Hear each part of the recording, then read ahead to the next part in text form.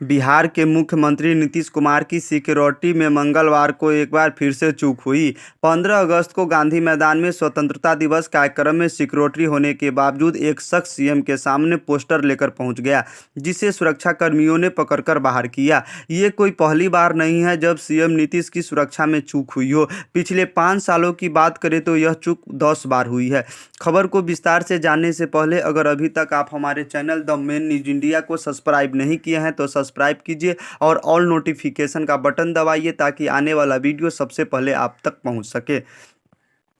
चूक नंबर 1 की बात करें तो 12 दिसंबर 2017 को सीएम नीतीश राज्य सरकार की विकास योजना का जायजा लेने के लिए राज्यव्यापी दौरे पर निकले थे। जनवरी 2018 में बक्सर जिले में मुख्यमंत्री नीतीश कुमार विकास समीक्षा यात्रा कर रहे थे। उनका काफिला बक्सर से निकल रहा था, तभी उनके काफिले पर जिले के नंदनगांव में ग्रामीणों ने हमला कर दिया। हमलावरों ने सीएम के काफिले पर पथराव भी किया था। उनके काफिले की गाड़ियों के शीशा तोड़ दिए गए थे। कुछ सुरक्षाकर्मी घायल भी हुए थे, लेकिन मुख्यमंत्री को सुरक्षित बचा लिया गया। नंदनगांव के लोग चाहते थे कि मुख्यमंत्री दलित बस्ती का दौरा करे, लेकिन मुख्यमंत्री ने बस्ती का दौरा नहीं किया, जिस कारण बस्ती के लोगों ने सीएम के काफिले पर पथराव शुरू कर दिया। वहीं दूसरी बार की बात करें तो पटना के बापू सभागार में 2018 में आयोजित कार्यक्रम में एक युवक ने सीएम के ऊपर चप्पल फेंककर मारने की कोशिश की। हालांकि सीएम बाल बाल बच गए। इसके बाद युवक आरक्षण के विरोध में नारेबाजी करने लगा। घटना के बाद नाराज जेडीयू नेताओं और कार्यकर्ताओं ने युवक की जमकर पिटाई कर दी। उसके बाद उसे पुलिस के हवाले कर दिया गया। वहीं तीसरी बार 2020 में बिहार विधानसभा चुनाव के प्रचार के दौरान सीएम नीतीश मधुबनी के हरलाखी विधानसभा क्षेत्र में जनसभा को संबोधित कर रहे थे। तभी कुछ लोगों ने उनके ऊपर प्याज और कंकर पत्थर फेंकने शुरू कर दिए। उन लोगों को सिक्योरिटी गार्ड ने रोकने की कोशिश भी की, लेकिन सीएम नीतीश ने मना कर दिया। नीतीश कुमार मन से ही कहा कि फेंकने दो, जितना फेंकना है फेंकने दो। लोग शराबबंदी के बाद हो रही तस्करी का विरोध कर रहे हैं। वही चौथी बार की बात करें तो 12 अप्रैल 2022 को मुख्यमंत्री नीतीश कुमार के नालंदा में जनसंवाद कार्यक्रम में पहुंचे थे।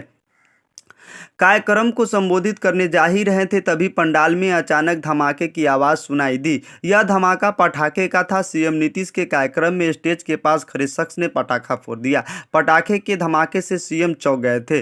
धमाके के बाद सीएम की सुरक्षा में खड़े 2 जवान नीतीश कुमार के आगे खड़े हो गए। सिक्योरिटी ने उस शख्स को पकड़ कार्यक्रम से बाहर कर दिया। सीएम से केवल चंद मीटर ही दूरी पर फूटे पटाखे से मौके पर अफरा तफरी मच गई थी। इधर उधर सुरक्षाकर्मी मुख्यमंत्री को घेर कर भीड़ से सुरक्षित निकालते दिख रहे थे।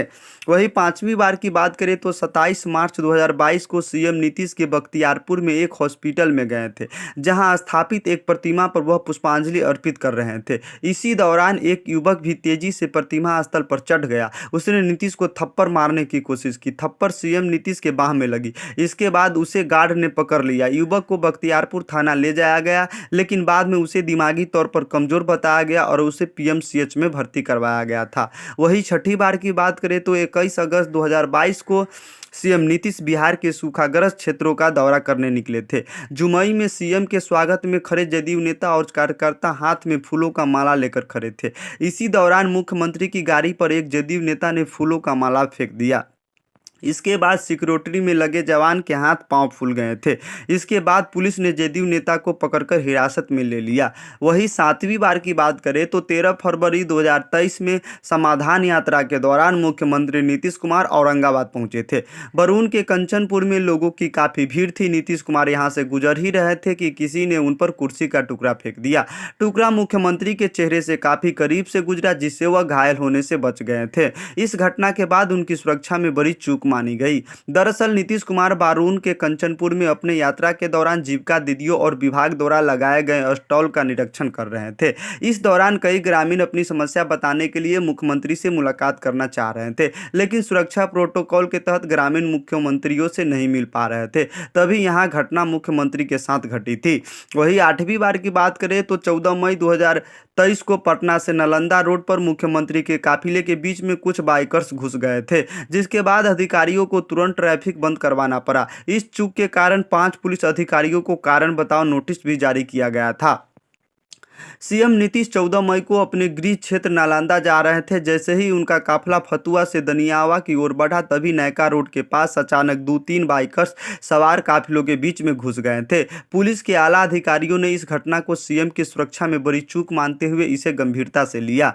वहीं 9वीं बार की बात करें तो इसी साल जून महीने में सीएम की सुरक्षा कमजोर दिखी। घटना 14 जून की है, गुरुवार सुबह की है, जब सीएम नीतीश सुबह अपने एक अन्य मार्ग स्थित आवास से 7 सर्कुलर रोड की ओर मॉर्निंग वॉक कर रहे थे। उसी समय एक बाइक पर सवार 2 युवक सीएम का सुरक्षा घेरा तोड़कर उनके पास पहुंच गए थे। सीएम बाइक से टकराने से बचे थे। उन्होंने बचने के लिए फुटपाथ की ओर दौड़ लगा दी थी। घटना के बाद पुलिस हरकत में आई और मुख्यमंत्री की सुरक्षा में चूक के मामले में 2 लोगों की गिरफ्तारी हुई। पकड़े गए दोनों युवक चेन स्नैचर्स निकले। वे चेन स्नैचिंग कर भागते वक्त नीतीश कुमार की सुरक्षा में घुस गए थे। वहीं 10वीं बार की बात करें तो 15 अगस्त को पटना के गांधी मैदान में स्वतंत्रता दिवस कार्यक्रम के दौरान मुख्यमंत्री नीतीश कुमार के सुरक्षा में एक बार फिर से चूक देखने को मिला। 17वीं बार झंडा फहराने के बाद जब नीतीश कुमार भाषण दे रहे थे, इसी बीच ब्लैक टी शर्ट पहने एक शख्स अचानक से नीतीश कुमार के सामने पोस्टर लहराते हुए आ गया। उसे देखकर मुख्यमंत्री भी एक क्षण के लिए रुक गए। तभी उनके सिक्योरिटी ने उस युवक को वहां से तुरंत हटा दिया। इसी बीच मुख्यमंत्री ने बगल में खड़े अधिकारियों से भी पूछा कि क्या हुआ, क्या बात है। इस घटना ने वहां कुछ देर के लिए हड़कंप मच गया। जिलाधिकारी डॉक्टर चंद्रशेखर ने बताया कि युवक का नाम नीतीश कुमार है, जो मुंगेर के रहने वाला है। पूछताछ में पता चला कि उसके पिता बीएमपी में तैनात थे। उनके निधन के बाद उनकी जगह पर अनुकंपा पर नौकरी चाहता था। हालांकि सीएम की सुरक्षा में चूक को लेकर जांच के निर्देश दिए गए हैं। आपको यह खबर कैसी लगी? आप अपना टिप्पणी जरूर दीजिएगा। धन्यवाद। अगर हमारे channel the main news India को सब्सक्राइब नहीं